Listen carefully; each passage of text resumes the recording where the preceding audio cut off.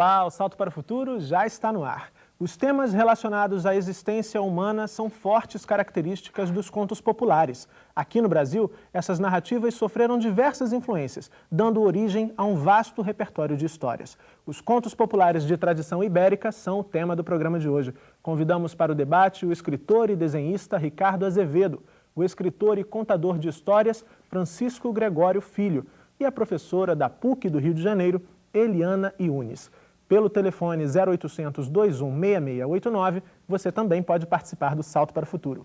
Para enviar suas perguntas por fax, o número é 0, código da operadora 21 2232 3271. Se preferir, participe pela internet. Nosso e-mail é salto@tvabrasil.com.br. Já é de se esperar que um país multicultural como o Brasil possua uma riquíssima literatura oral. Muitas histórias sobrevivem ao longo do tempo, formando um repertório lúdico e mágico que é passado de geração para geração. Já que essa semana estamos dedicando a série de programas aos diferentes tipos de conto, mãos à obra. Hoje vamos falar dos contos populares de tradição ibérica. Era uma vez uma velhinha, muito velhinha, que não tinha nada para comer. Ela então abriu a despensa da sua casa e pegou uns restinhos de coisa que tinha por ali e fez uma sopa bem ralinha dentro da sua panelinha de ferro. Depois que a sopa ficou pronta, a velhinha tomou a sopa todinha. Impossível falar dos contos populares brasileiros sem mencionar a tradição ibérica. Por outro lado, não podemos falar dos contos ibéricos sem lembrar, por exemplo, as histórias de origem árabe. Enfim, é muito difícil datar e localizar o surgimento do conto popular. Alguns dizem que esse tipo de narrativa surgiu no Egito, outros na Índia, e há quem vá mais longe até chegar à Babilônia. O que se pode afirmar é que esse meio de expressão oral é tão poderoso que chega a ter influência na formação da identidade de um povo. Assim que a panelinha sentiu que estava bem quentinha, deu um pulo e saiu andando pelo jardim.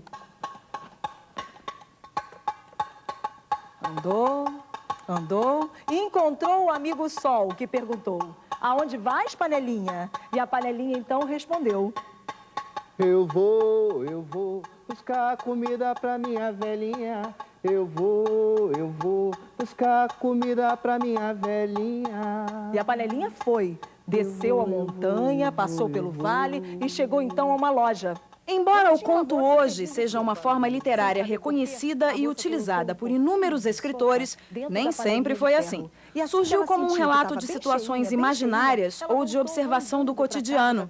O conto popular não tem necessariamente um autor. Na maioria das vezes é uma criação coletiva, se considerarmos o fato de que cada contador faz inevitavelmente suas alterações. Já diz o ditado: quem conta um conto, aumenta um ponto. E assim que ela sentiu que estava bem cheinha, ela voltou andando para a casa da velhinha pelo mesmo caminho. Saiu da loja, passou pelo vale, subiu a montanha, pulou o portão e por fim chegou à casa da velhinha. A velhinha, quando viu a panelinha cheia de sopa, tomou a sopa todinha.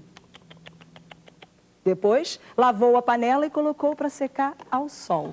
Repare que os contadores gesticulam muito e falam com diferentes entonações para narrar a história da panelinha de ferro. Esses são recursos essenciais para que os contos prendam ainda mais a atenção do público. Aí você pode se perguntar, mas o que caracteriza o conto popular? Segundo Câmara Cascudo, um dos maiores folcloristas e pesquisadores do país, para ser considerado popular, o conto deve ter 4 características: antiguidade, anonimato, divulgação e persistência. E no Brasil, esse repertório tem origens europeias, indígenas e africanas. E ela andou por muito tempo triste, mas ela lembrou de um ditado popular que diz o seguinte: tristeza é coisa que dá e passa, e quem canta seus males espanta. E ela então agora está andando por aí, procurando alguém que a queira, mas está feliz, porque nesse mundo o que não falta é gente para ajudar. E foi andando. Por isso, se por acaso bater em sua porta e for uma panelinha igual a essa, receba com carinho, você já sabe de onde ela veio.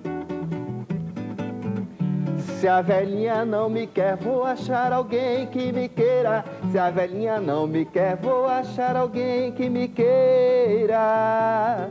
Eu vou, eu vou, eu vou, eu vou.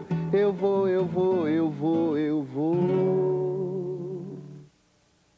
Tá aí, você viu aí o trabalho do pessoal do grupo Baú que Conta e Canta, Silvia Ferraz e Marcelo Peregrino, contando essa história, contando e cantando essa história, e vão estar aqui ao longo de toda essa série contando e cantando um monte de outras histórias pra gente. Começando o programa de hoje, eu gostaria de agradecer a presença dos nossos convidados, começando pelo Ricardo Azevedo. Ricardo, a gente viu aí na reportagem um trecho do texto da repórter em que ela disse que alguns contos são tão fortes, que os contos são tão fortes, que chegam algumas vezes a ter influências na formação de identidade de um povo. De que forma essa força pode ser percebida aqui no Brasil? Eu queria também saber se há regiões onde essa influência pode ser mais sentida mais percebida do que em outras.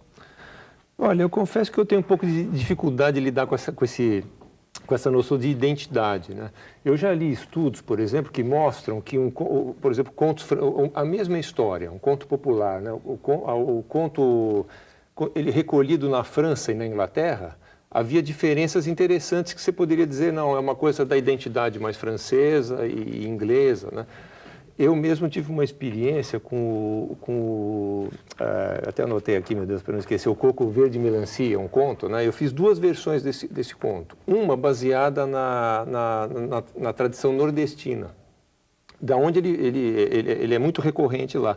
Mas esse mesmo conto foi contado no Rio Grande do Sul e recolhido no começo do século, no fim do século XIX, na verdade. Foi recolhido lá. E são versões bem diferentes, de fato. Tá? Então, alguém poderia falar, então vamos ver qual é a característica da identidade gaúcha, por exemplo, e alguém poderia dizer, não, é diferente da nordestina. Eu tenho um pouco de medo disso, porque você fala, por exemplo, o Nordeste é tão vasto, tem tantos estados ali, entendeu? Eu prefiro pensar assim que esses contos migram e que é fantástico que haja essa humanidade entre as pessoas, né? De forma que você ouça um conto nordestino, por exemplo, de um contador de histórias nordestino. Esse contador viaja, vem morar aqui no Rio de Janeiro, ele conta a história que um carioca que ouviu, mas esse carioca vai para não sei para onde. Cada contador vai mudando essa história, porque é uma transmissão oral, cada um vai acrescentando, vai colocando detalhes do seu contexto, né? Essa é a riqueza. Por exemplo, comparar as histórias, não tão importante dizer assim, essa história de Mato Grosso é daqui ou dali, mas olhar esse conjunto de histórias, por exemplo, eu sei que nós estamos falando para professores, né? Acho fantástico que o professor, por exemplo, consiga recolher a mesma história em diferentes versões, até peça para os seus alunos que tragam, se possível, da casa dos avós, por exemplo, essa história, veja se eles conhecem e como é que eles contam. E olhar essas diferentes versões, compará-las e pensar junto como é que o ser humano está se emocionando de diferentes maneiras, né? Certo. Bom, Ricardo Azevedo, eu esqueci de dizer na apresentação, é escritor e desenhista, pesquisador dos contos populares na literatura infantil e atualmente pesquisa a caracterização do discurso popular. É autor de diversos livros sobre cultura popular, dentre eles Bazar do Folclore e Histórias que o Povo Conta, que constam na relação do PNDE. Nosso outro convidado, Francisco Gregório Filho, é escritor e contador de histórias. Foi um dos organizadores do Programa Nacional de Incentivo à Leitura, implantado em 1992 na Biblioteca Nacional. Desde então, desenvolve oficinas de formação de contadores de história para educadores sociais, estudantes e profissionais de diferentes áreas. É da equipe da Biblioteca Nacional e atualmente trabalha no setor educativo do Paço Imperial, aqui no Rio de Janeiro. Gregório, o contador de histórias que vai trabalhar com contos populares, ele precisa de uma formação específica ou todos nós já somos contadores de história? Olá. O professor Ricardo Azevedo escreveu e eu li que é bom ter uma formação para contar histórias. É bom observar os contadores de histórias, os contadores populares que não passaram pelas escolas, mas que também são narradores. Ouvindo a professora Eliana Yunes, lendo a professora Eliana Yunes, também entendi que era importante estudar, formar, se informar. O que eles sugerem é conviver, estar numa ambiência com o outro para apurar a escuta e o dizer, a expressão.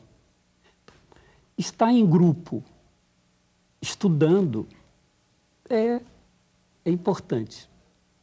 Observar, ouvir os contadores populares nos mercados, nas feiras, nos núcleos familiares, nas comunidades, também é importante.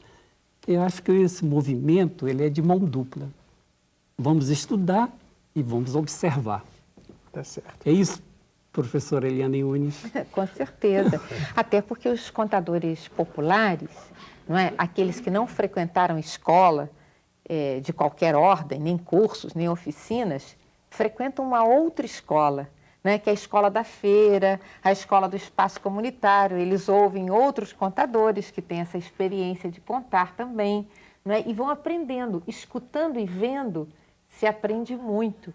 Não é necessário que você esteja num banco escolar fazendo uma oficina. Certo. Eliane Yunes é escritora e crítica literária, pesquisadora do CNPq com obras sobre leitura, leitores, infância e cultura. Já presidiu a Fundação Nacional do Livro Infantil e Juvenil e coordena programas de incentivo à leitura, tendo sido a idealizadora do ProLer, o Programa Nacional de Leitura da Fundação Biblioteca Nacional. Eliana, a gente falava aqui com o Gregório sobre a formação do contador de histórias. E como é que esses contos populares também podem ser utilizados na formação de leitores? Veja bem, a leitura não é alguma coisa que decorre da escrita. A gente tem essa ilusão, né, que se aprende a ler depois que se aprende a escrever ou que se depara com a escrita. Mas a leitura é algo que precede a leitura, a escrita. Por quê? Porque uma pessoa só consigna um texto, só escreve um texto, quando ela tem uma leitura sendo elaborada a respeito de uma experiência, de uma observação que ela faz do mundo. Ouvir uma narrativa já formatada, com uma certa visão de mundo, uma certa organização de linguagem, ajuda a que as pessoas se habituem a uma estrutura que elas vão encontrar no texto escrito. Se você nunca ouviu a Clarice Lispector, a Cecília Meirelles ou o Câmara Cascudo, você vai ter alguma dificuldade quando você se deparar com esse texto escrito. Mas se você ouviu isso, ouviu muitas vezes essas histórias, você já tem uma certa familiaridade com a disposição em que isso vai aparecer. Então, é muito importante ouvir histórias, ouvir contos populares que contam da experiência da vida, que é disso que fala a literatura, não é?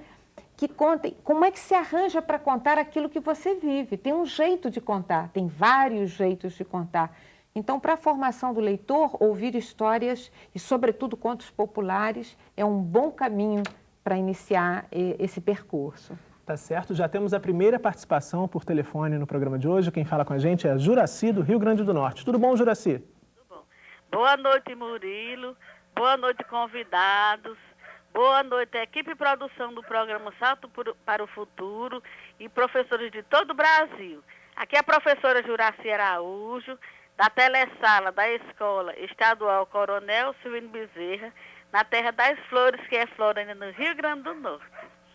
E a minha pergunta é a seguinte: como utilizar esses contos populares para introduzir o estudo da literatura?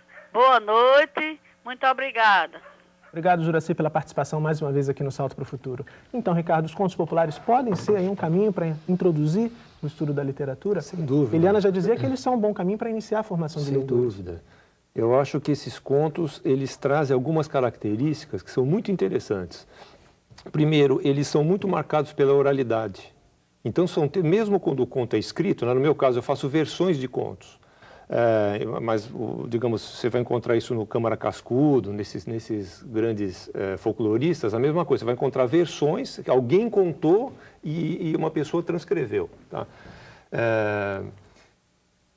As marcas da oralidade fazem com que esses contos tenham uma comunicação muito direta, ágil, né? Muito direta, porque aquilo foi feito como se alguém estivesse falando com outra pessoa cara a cara.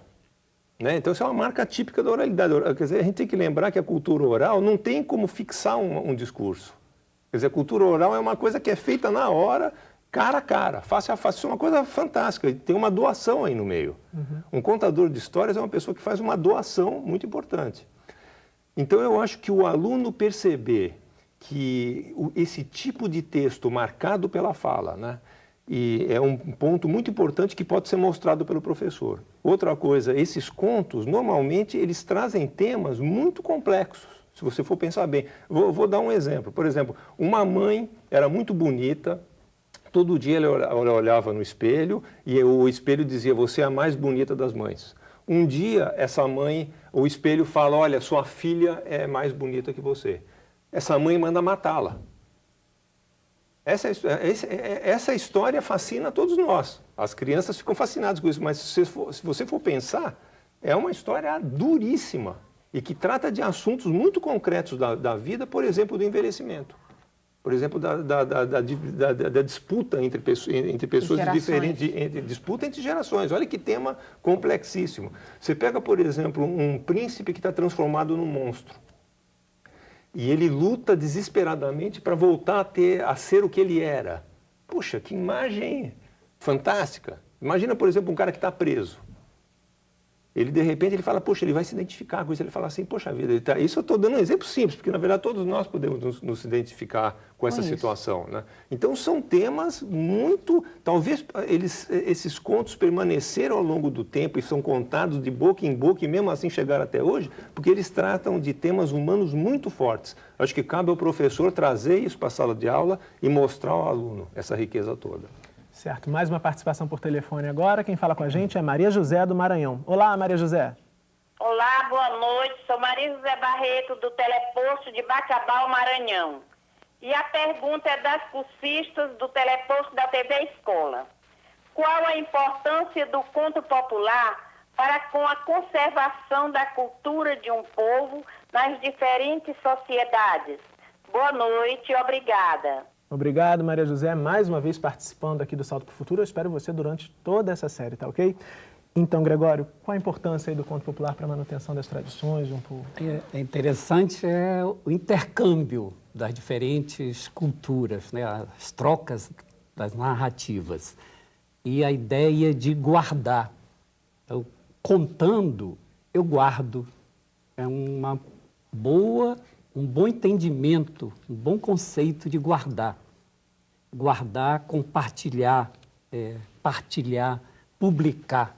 E publicando, contando, com a voz, com o coração, com o olhar, com o corpo, com a pulsação.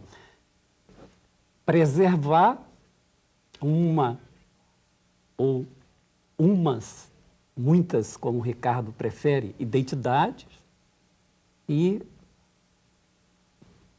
promover a troca, o intercâmbio. Eu conto uma, você conta outra. E isso constitui a minha maneira de olhar o mundo. Isso diz da minha maneira eu conviver com o diferente, com o outro, e com os meus, e conviver comigo. E essa Ricardo, essa ideia de preservar, guardar, contando, escrevendo, narrando, né? Eu sou um narrador, aquele que narra a dor e os amores. Ricardo, você guarda contando, escrevendo? Eliana, você guarda compartilhando? E depois do intervalo você vai conferir que alunos de uma escola do Rio de Janeiro participaram de uma atividade com contos populares. Você acompanha essa experiência daqui a pouquinho, depois do intervalo. Salto para o Futuro volta já.